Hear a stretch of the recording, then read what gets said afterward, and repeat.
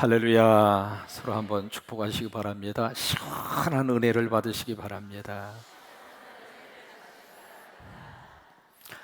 한 주간 동안 여러분 얼마나 더우셨어요. 어떤 분 그렇게 표현하더라고요. 날씨가 미쳤어. 이건 미친 정도가 아닙니다.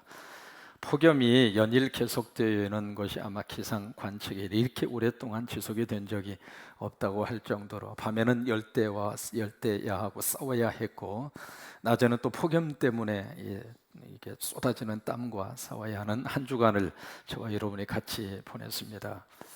또 우리 몽골에 파송을 받은 우리 선교사님들은 지금 피디땀을 흘리면서 선교 현장에서 그들의 영혼을 위해서, 복음을 위해서 무린 애를 쓰고 또 씨름하고 영적인 싸움을 지금 그들이 하고 있습니다. 오늘 새벽에 도착한 사진 몇 장을 잠깐 보여드릴게요. 지금 저렇게 건축 사역을 하고 있습니다. 피디땀을 흘리면서 지붕 위에도 올라가고, 그리고 벽돌도 쌓고. 잘 쌓으세요, 무너지지 않게.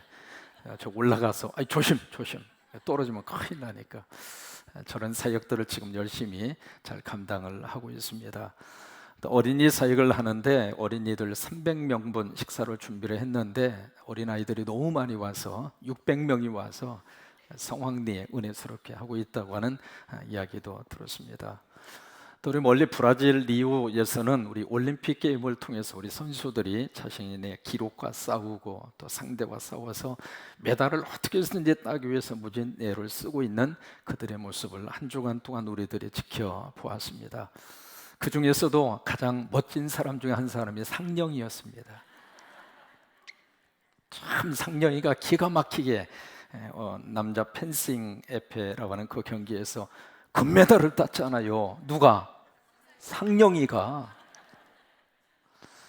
여러분 아시는 것처럼 헝가리의 노장 선수 이름이 참 재밌습니다. 제자 임내. 이름이 제자 임내. 참 재밌어요, 이름이.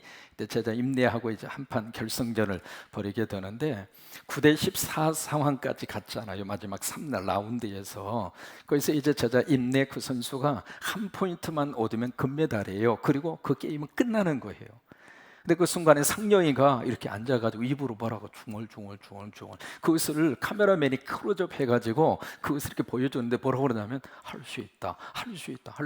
상령이가 그런 거예요. 그러더니 번쩍 일어나서 가서 이제 상대 선수하고 싸우는데 세상에 내리 5번을 상령이가 이긴 거예요. 그래가지고 14대 14까지 됐잖아요. 동점이 됐는데 세상에 마지막 결정적인 순간에 상령이가 또 찔러가지고 역전해서 정말 멋진 이 역전 한 판의 드라마를 누가?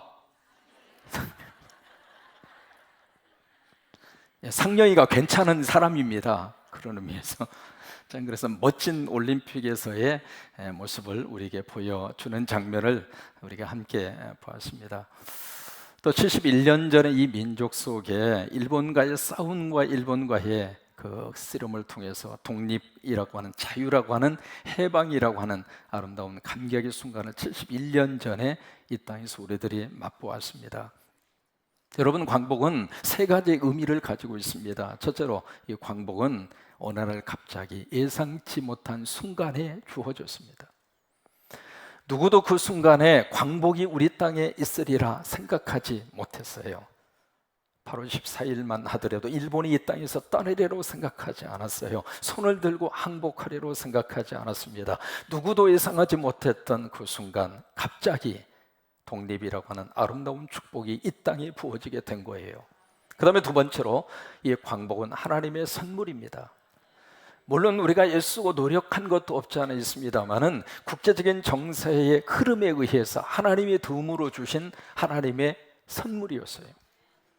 일본은 미국이 태평양 진출을 막아야 된다고 하는 명분을 가지고 일본이 미국과 한판 싸움을, 전쟁을 일으키게 되잖아요. 그런데 그 전쟁에서 일본이 져요. 일본이 지고 나서 어부지리로 이 땅에 주어진 하나님의 선물이 광복이었어요. 세 번째로 이 광복은 공짜로 생긴 것이 아니었습니다. 이 광복을 위해서, 독립을 위해서 수없이 많은 사람들의 애국지사들의 헌신이 있었고, 땀이 있었고, 희생이 있었고, 그래서 광복이 이루어지게 된 것이고, 또 하나, 그 당시에 우리 기독교인들이 전체 국민들의 숫자에 의해서 비교해보면 지극히 작은 소수였습니다마는 정말 민족을 위해서 눈물로 기도한 것이 성도였어요.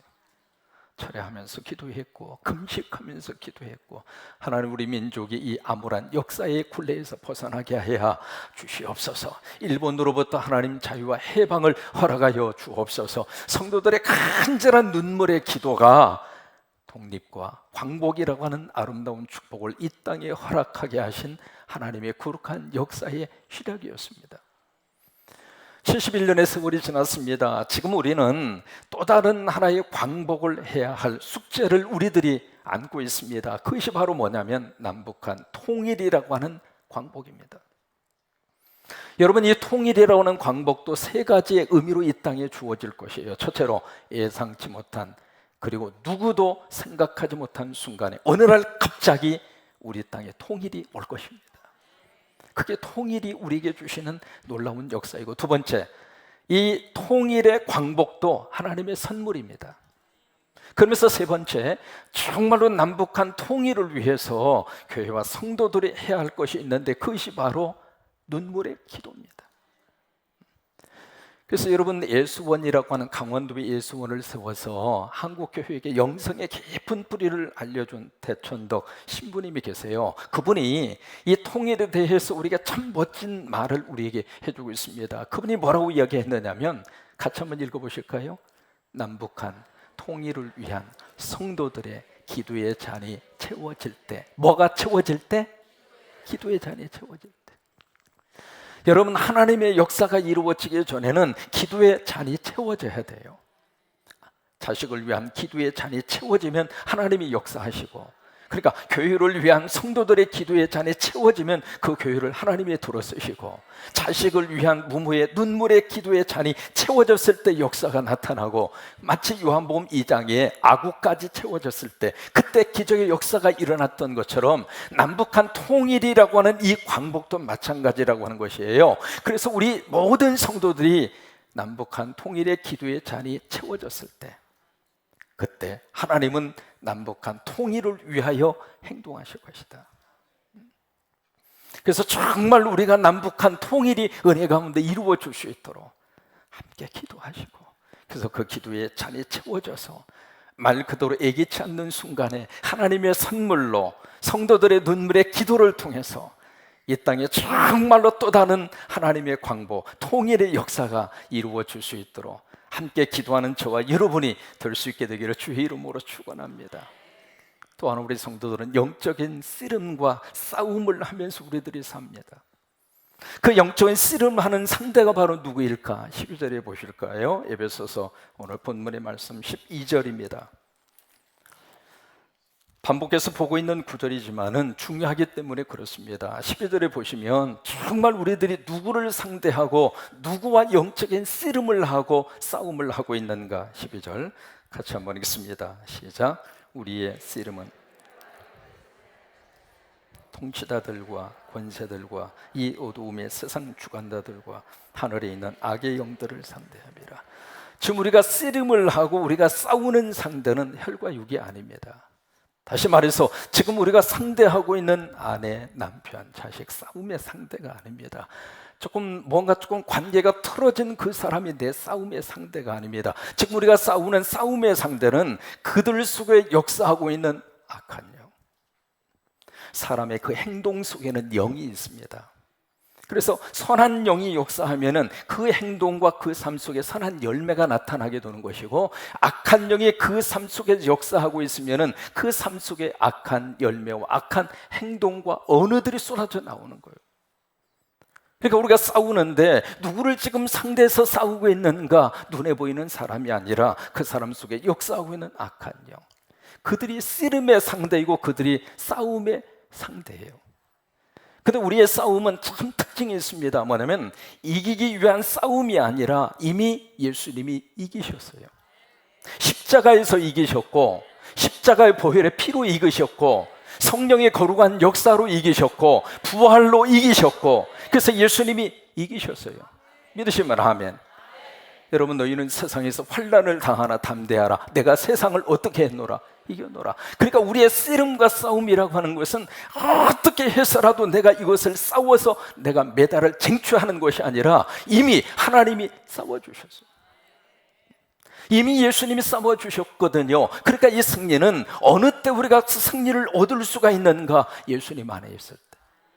그래서 10절 말씀해 보시면은, 그래서 이제 그 말씀이 10절에 그렇게 기록이 되어져 있는 거예요. 10절에 보시면 끝으로 너희가 어디 안에서? 주 안에서. 그러니까 이미 승리하신 예수님 안에 있으면 여러분, 영적 싸움에서 다 승리합니다. 아무리 내가 힘이 있고 능력이 있어도 예수님 밖에 있으면은 그 싸움에서 지는 거예요. 그러면서 그 영적인 싸움을 위하여 하나님이 우리에게 준비해 주신 무기가 있어요. 다른 무기가 아니요, 세상에서 얻을 수 있는 무기가 아니라 하나님이 우리를 위해서 준비해 주신 무기, 그 무기가 바로 하나님의 전신갑주입니다. 11절에 보세요. 그래서 마귀의 관계를 능히 대적하기 위하여 하나님의 전신갑주를 어떻게 해라? 입으라. 13절, 그러므로 하나님의 전신갑주를 어떻게 해라? 취하라, 이 말이에요. 그래서 구체적인 하나님의 전신갑주, 다시 말해 영적인 싸움을 위해서 하나님이 우리에게 주신 하나님의 무기가 있어요.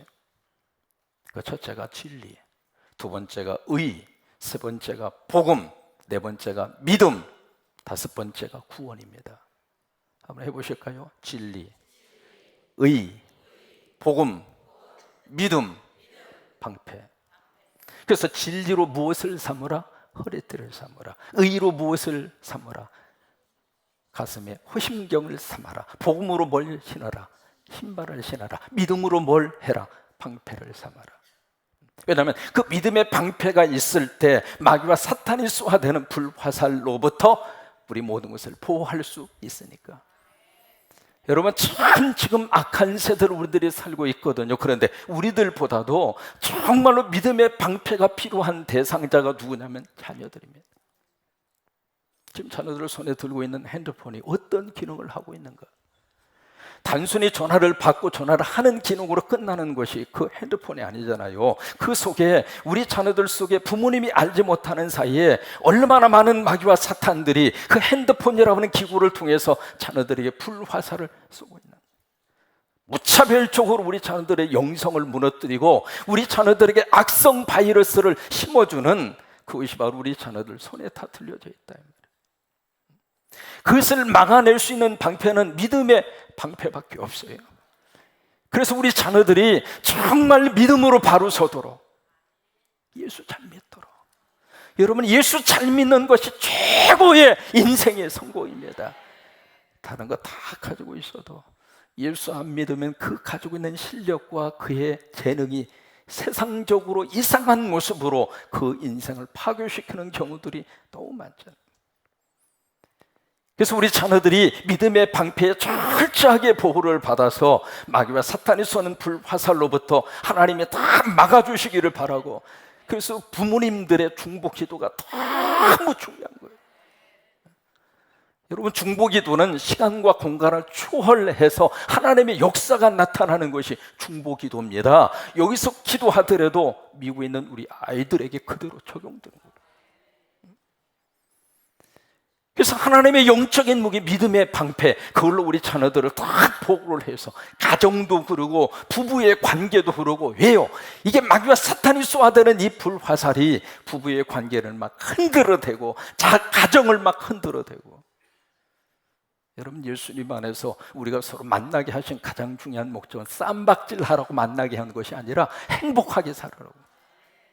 그러니까 믿음의 방패로 우리 부부의 관계도 다 보호를 하고, 우리 가정도 보호를 하고, 교회도 믿음의 방패로 보호를 하고, 자녀들도 믿음의 방패로 보호를 하고, 그 다음에 다섯 번째로 주신 하나님의 영적인 무기가 구원의 뭐예요? 투구예요. 구원의 투구. 영어로는 이 투구라고 하는 말을 헬멧이라고 그랬습니다. 헬멧, take the helmet of salvation. 구원의 헬멧을 테이크해라, 가져해라. 그러면 여러분, 구원의 투구, 헬멧을 어디다 씁니까? 머리에다 쓸까요? 아니면 손에다 들고 다닐까요? 아니면 발에다가 신고 다닐까요? 등에다가 업고 다닐까요? 어디다 써요? 머리에다 쓰라 이 말이에요. 그러면 왜 구원의 투구를 머리에 쓰라고 말씀을 하실까? 거기에 두 가지 영적인 의미가 있습니다. 첫째로 구원의 중요성입니다. 우리가 신앙생활하면서 교회 안에서 말씀을 들으시고 성경 공부를 하시고 많은 것을 할 수 있습니다만은 그 모든 신앙생활 가운데 가장 중요한 핵심적인 복음의 엑기스가 바로 뭐냐면 구원입니다. 구원. 그래서 구원의 이 투구를 다른 데다 쓰지 말고 머리에 쓰라고 하는 거예요. 왜? 신체의 부위 가운데 가장 중요한 부위 중에 하나가 머리입니다. 다른 모든 부위는 있을 수도 있고 아니면 무슨 문제가 있어서 떼어낼 수도 있더라고요. 여러분, 쓸개 없어도 사람은 사는데 지장 없습니다. 그죠? 맹장 없어도 사람이 사는데 지장이 있어요, 없어요? 우리 비서실장 보니까 잘 먹고 잘 살아요. 제가 군대 시절에 여기 이제 오른쪽에 있는 발톱이 하나 빠졌거든요. 발톱이 빠졌는데 발톱을 빠진 다음에 일주일 동안 놀았어요. 왜냐하면 이 발톱이 빠지니까 사람이 걷는데 지장이 있습니다. 걸을 수가 없어요. 여러분 실험 삼아 한번 해보세요. 발톱 빼보세요.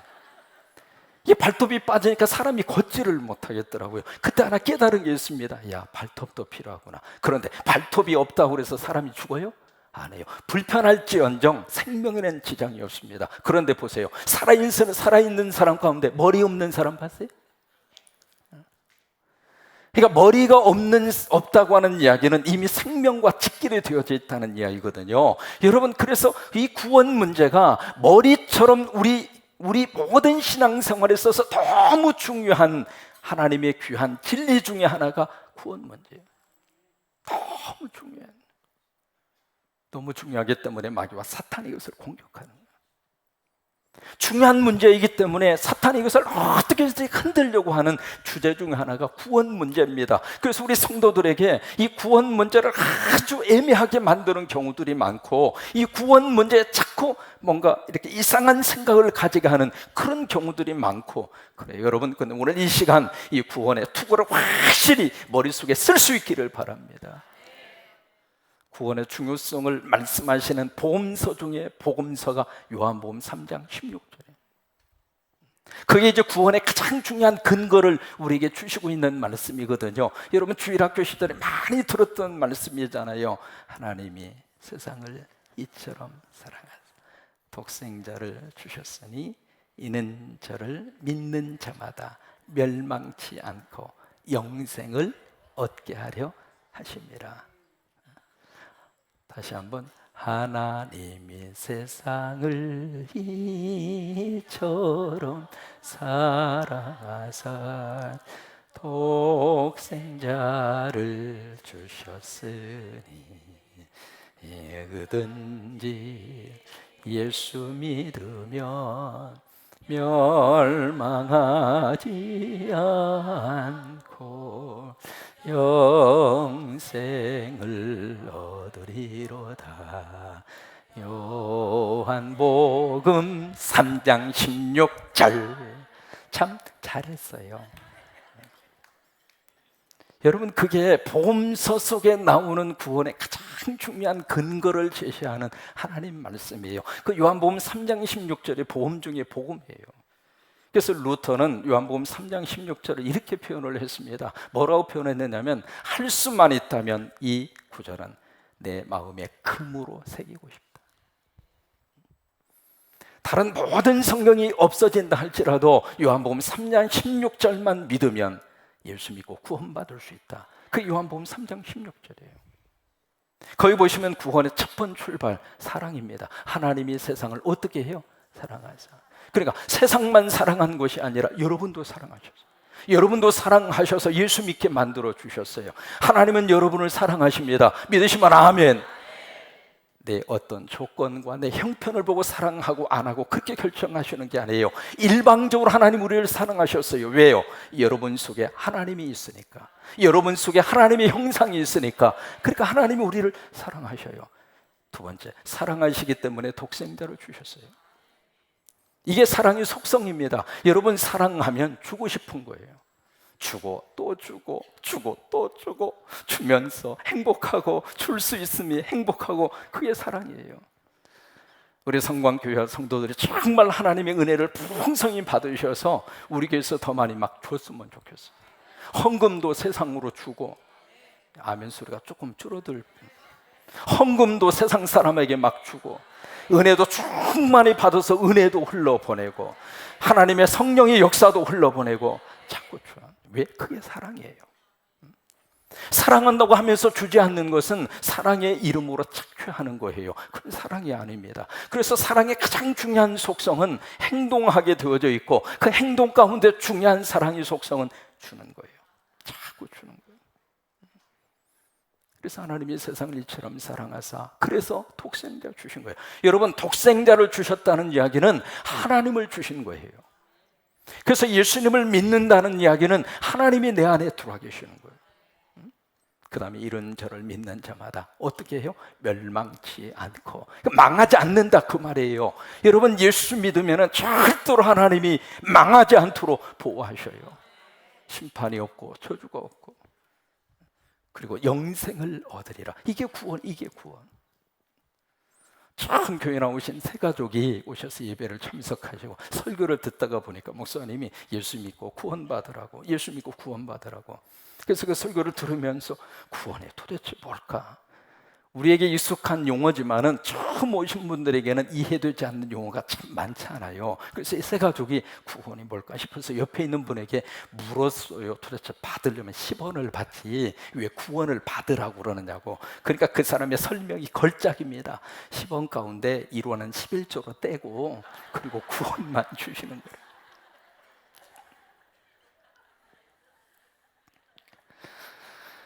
저는 구원을 어떻게 기도 가운데 하나님으로부터 풀이를 받았느냐면 살림이라, 그렇게 저는 해석을 해요. 그래서 우리가 구원받았다는 이야기는 살림의 은혜를 받았다 그 말이에요. 그런데 참 말씀을 묵상하면서 구원과 살림, 그렇구나. 우리가 예수 믿으면 하나님이 우리를 살려주셔요. 우리 생각을 살려주시고, 우리 언어를 살려주시고, 우리 가정을 살려주시고. 그래서 참 예수님은 이 세상에 구원자로 오셨다는 이야기는 하나님께서 예수님을 살림꾼으로 보내신 거예요. 그래서 어떤 사람이라 할지라도 예수 그리스도가 들어가면 살아납니다. 참 놀라운 광경 많이 봤어요. 사람이 변한다는 게 얼마나 힘든지 몰라요. 그런데 예수님이 들어가니까 사람이 달라지더라고요. 사람이 달라지니까 가정도 달라지더라고요. 그래서 저는 구원을 살림이라 그렇게 생각을 하고 그렇게 바라보는데, 그래서 우리가 함께 외치는 구호가 있잖아요. 성광. 그게 바로 무슨 꽃이냐면 예수님의 살림의 꽃. 그리고 예수님이 피우고자 하는 살림의 꽃이 바로 뭐냐면 예수 믿고 구원받는 거라 이 말이에요. 예수 믿고 구원. 여러분, 구원의 투구를 어디다 써요? 머리에서. 구원의 중요성입니다. 어떤 일이 있어도 구원 문제 흔들리지 않기를 바랍니다. 두 번째, 이 구원의 투구를 머리에 쓰라고 하는 것은 여러분, 머리는 항상 드러납니다. 여러분, 주무실 때에도 머리는 어떻게 해요? 뒤집어 쓰고 주무세요? 내놓고 자는 거예요. 밖에 나올 때 머리를 뒤집어 쓰고 나옵니까? 몸은 가려도 얼굴은 어떻게 해요? 드러내는 거예요.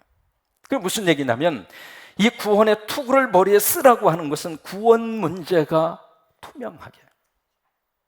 왜냐하면 지금 이 구원 문제가 중요하기 때문에 자꾸 이상한 모습으로 구원 문제를 흐리는 경우들이 많이 있잖아요. 그러니까 구원에 대해서 분명히 성서적으로 흔들리지 않고 투명하게. 그것이 에베소서 2장 8절로 9절입니다. 구원 문제에 있어서 아주 투명하게 우리에게 주시는 말씀인데, 에베소서 2장 8절로 9절, 전에 들으셨던 말씀이지만 다시 한번 기억합니다. 에베소서 2장 8절과 9절.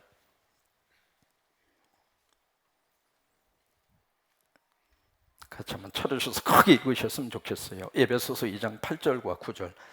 시작. 너희는 그 은혜에 의하여 믿음으로 말미암아 구원을 받았으니 이것이 너희에게서 난 것이 아니요 하나님의 선물이라.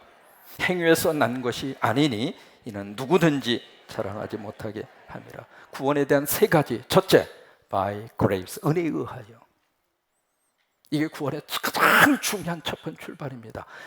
은혜에 의해서 by grace, 이 말은 인간의 행위에 의해서 구원받는 것이 아니라 그 말이에요.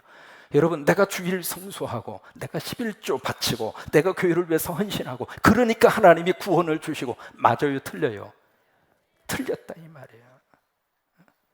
내가 새벽기도 열심으로 하면은 아이고 애썼다, 수고했다, 이제 점수 좀 올려줄게, 이제 구원받아, 그렇게 해서 구원을 주셔요? 아니면 다른 방법으로 주셔요? 1번입니까? 2번입니까? 우리 머릿속에 너무 그런 생각이 많이 들어와 있어요. 구원에 대한 근거를 철저하게 나에게서 찾으려고 그래요. 내가 열심히 하면 구원을 주시고 열심히 안 하면 구원을 안 주시고, 그거 아니란 말이에요. 구원의 근거는 우리에게 있는 것이 아니라 하나님에게 있습니다. 그래서 은혜에 의하여 예수 믿으면 하나님이 구원 주셔요. 묻습니다. 여러분, 예수님 믿으시면 아멘. 다시 한번, 예수님 믿으시면 아멘. 구원 받으셨으면 아멘. 아멘이 똑같아야 돼요. 다른 말이 아니라 그 말이에요. 그래서 구원의 가장 첫 번째 출발은 by grace, 은혜에 의하여. 행위적인 것으로 자꾸 찾으려고 그러니까 마귀와 사탄과 이단들이 그쪽으로 나를 끌고 가는 거예요. 이거 해야 구원받을 수 있고, 14만 4천 명에 들어와야 구원받을 수 있고, 전도를 몇 명 해야 구원받을 수 있고, 그 다음에 성경 공부를 몇 시간 때워야 구원받을 수 있고. 왜 이런 식으로 우리를 끌고 가는가? 자꾸 구원에 대한 근거를 나에게서 찾게 만드는 거예요. 내 행위에 의해서 그 행위를 보시고 하나님이 보상으로 주시는 것이 구원이다, 그런 쪽으로 몰고 가는 거예요. 절대 그거 아닙니다. 두 번째로, 믿음으로 그 다음에 말미암아 through faith.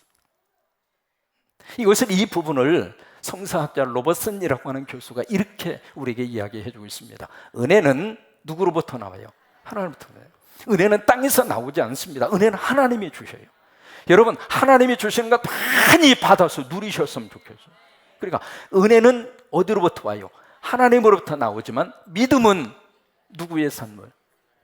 물론 믿음도 하나님의 선물입니다. 그런데 그 믿음이 내 속에 들어와서 뿌리를 내리고 그 믿음이 자라기 위해서는 내 인간의 태도와 반응이 필요하다고 하는 거예요. 그것이 바로 믿음이에요. 그래서 세 번째, 구원을 받았으니, 영어 번역 보시면 그렇게 되어 있어요. You have been saved. 시제로 말하면 현재 완료입니다. 그래서 구원에는 세 가지 시제가 있어요. 과거적인 시제가 있고, 현재적인 시제가 있고, 미래적인 시제가 있습니다. 그래서 구원을 받았다, 그 이야기는 내가 예수 그리스도를 믿는 순간 나는 이미 구원받았어요. 두 가지의 뜻입니다. 첫째로, 지금이라도 하나님이 나를 부르시면 나는 천국 갈 수 있습니다. 여기에 흔들리지 않으셨으면 좋겠어요. 그러니까 구원을 자꾸 이렇게 감정적인 거로 생각하는 경우가 있거든요. 구원 받았어요? 기분 좋으면 받았고 기분 나쁘면 안 받았어요. 그게 아니거든요. 그러니까 내가 예수 그리스도를 믿는 순간 하나님이 나를 죄로부터 용서하시고 나를 하나님의 자녀로 삼으시고 나를 구원해 주셨어요. 여러분, 지금이라도 하나님이 나를 부르시면 우리 천국 가요. 할렐루야. 여러분, 이 믿음 흔들리지 않으셨으면 좋겠어요. 내가 잘 믿을 수 있고 안 믿을 수 있고 그거 괜찮아요. 잘 믿을 수도 있고 못 믿을 수도 있는 거고, 주일 성수할 수도 있고, 잘 해야지. 하나님 앞에 열심으로 헌신할 수도 있고, 상황에 의해서 조금 열심히 해야지. 그게 절대 기준이 아니라고 하는 거예요. 내가 예수 그리스도를 영접하고 믿는 순간 내가 구원의 투구를 쓴 거예요. 천국 갈 수 있다고 하는 거예요. 1968년 3월 28일로 기억합니다. 아이젠하워 대통령, 미국의 제34대 대통령입니다. 이번에 임종의 순간에 빌그람 목사님이 신방을 와서 잠깐 기도해 주고 뒤돌아서서 가려고 하는 순간에 아이젠하워 대통령이 빌그람 목사님을 부릅니다. 목사님, 내가 이제 하나님 만날 시간이 다가온 걸로 알고 있는데 난 아직 하나님을 만날 준비가 안 되어 있습니다. 목사님, 나 좀 도와주세요. 그래서 빌그람 목사님이 아이젠하워 대통령 옆에 서서 성경을 펼쳐서 복음을 제시합니다. 참 신기한 것은 아시겠습니다마는 사람이 마지막 돌아가면서 마지막까지 하나님이 살려주시는 신체 기능, 청력입니다. 참 신기합니다. 다른 것은 다 서서히 죽어가도 마지막까지 하나님이 청력은 살려주시더라고요. 그래서 여러분 돌아가신 분 앞에서 기분 나쁜 말 하면 도로 깨어납니다. 돌아가신 분 앞에서는 기분 나쁜 말을 안 하시는 게 청력에 살아있어요. 그래서 마지막까지 복음을 들을 수 있는 기회를 하나님이 주신 거예요. 그래서 아이젠하워 대통령에게 쭉 복음을 제시하고, 그리고 빌리가는 목사님은 그에게 결단을 요구합니다. 지금이라도 당신이 예수 그리스도를 정말 마음으로 믿고 아멘 하시면 당신은 구원의 투구를 머리에 쓰게 되는 것이고, 그러고 당신은 천국 가실 수 있습니다. 이 예수 그리스도를 당신의 진심으로 영접하시겠습니까? 그 질문 앞에 아이젠하워 대통령이 잠깐 묵상하다가 눈물을 흘리면서 말합니다. 아멘. 내가 그 주님을 영접하겠습니다. 그리고 아이젠하워 대통령이 세상을 떠납니다. 여러분, 우리가 예수 그리스도 안에서 정말로 구원의 확신 문제가 흔들리지 말고, 저와 여러분 누구든지 예수 믿으면 하나님 우리를 구원하십니다. 그래서 우리를 천국으로 역사하시고, 또 하나 구원받았다는 이야기는 두 번째 변화받았다 그 말이에요.